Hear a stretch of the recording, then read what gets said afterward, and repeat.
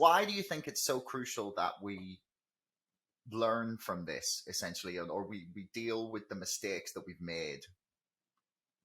They say we're going to have another pandemic. So I don't want this to ever happen again. And we should be able to rationally discuss public policy and rationally discuss the evidence for and against certain interventions and quantify them when we can. And that's what I do in my book, COVID Lockdown Insanity. The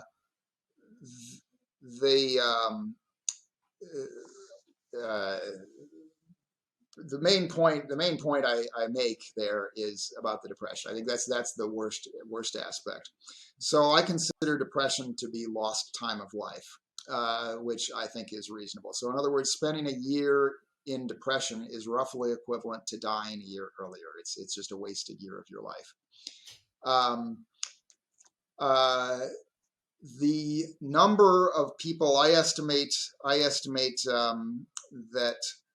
Well, in the U.S., we had 600,000 people die. I think if we had from COVID, if we'd had another 400,000 people die, the infection fatality rate I calculated is 0.46% in the spring wave. If we'd gotten to 1 million or another 400,000 deaths, that would have been herd immunity. So the most that's possible the lockdowns prevented is 400,000 COVID deaths. And I think a generous estimate would be 200,000 COVID deaths in the United States. In reality, I don't think the lockdowns prevented any COVID deaths at all. But let's say they prevented 200,000 COVID deaths, which would be a huge number, obviously. But it's elderly people for the most part. I calculate an average life expectancy lost for each COVID death of 4 years. And most people dying of COVID actually have less than, it's clear that most people dying actually have less than 1 year of life remaining had they not contracted COVID. So 200,000 people times 4 years is 800,000 person years of life.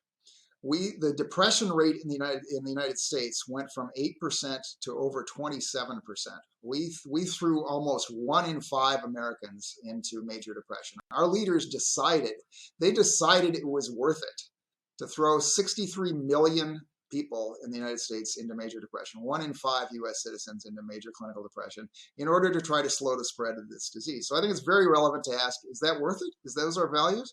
So that works out to 316 people thrown into major depression for every 1 COVID death prevented if we saved 200,000 COVID deaths. And I don't think we did save 200,000 COVID deaths. And time of life lost, the average depression episode lasts for 5 months. It works out to 30 times the person years of life lost to depression versus the person years of life saved in preventing 200,000 COVID deaths. So, would it be worth it to you to spend 30 years of your life in major depression in order to live 1 year longer? Of course not. Nobody has, if you value happiness and quality of life at all, then the lockdowns were a mistake. You have to acknowledge lockdowns were a mistake. And then we could look at suicides and drug overdose deaths. Those are also costing more person years of life than the COVID deaths prevented. Plus, we threw 350 kids out of school for every 1 COVID death prevented if we saved 200,000 lives. Plus, we threw 127 people out of work.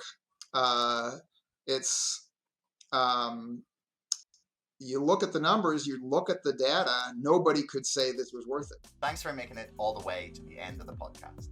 Don't forget our sponsor, ExpressVPN, and my book, Brexit, The Establishment Civil War, can both be found in the links in the description below. And also, please like, share, and subscribe to this podcast. It's the best way to help us grow. Until next time, thanks for listening.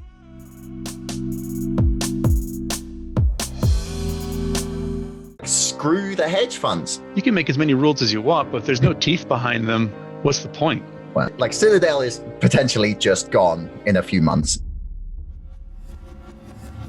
It feels like financial institutions, that they are all laughing at us by buying GME. Screw the hedge funds.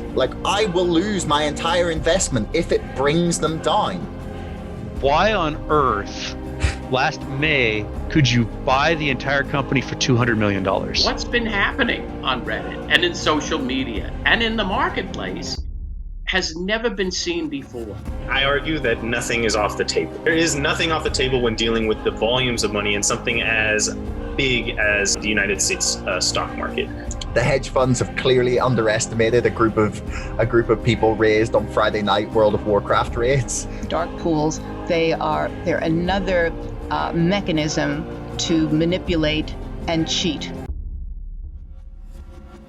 Mainstream journalists don't say these things for a number of reasons. One is their sources are the people that I'm talking about, and so they can't call somebody a crook. Superstonk and the other communities that have emerged are a hive mind, the likes of which we have never seen before. It's madness and brilliance, insanity and genius all rolled into one. It's very possible that Citadel will be gone in a few months. And not just Citadel, but the entire financial system has the potential to come crashing down. These crooks continue to gamble recklessly with the world economy, and this could be the moment that they finally get their justice.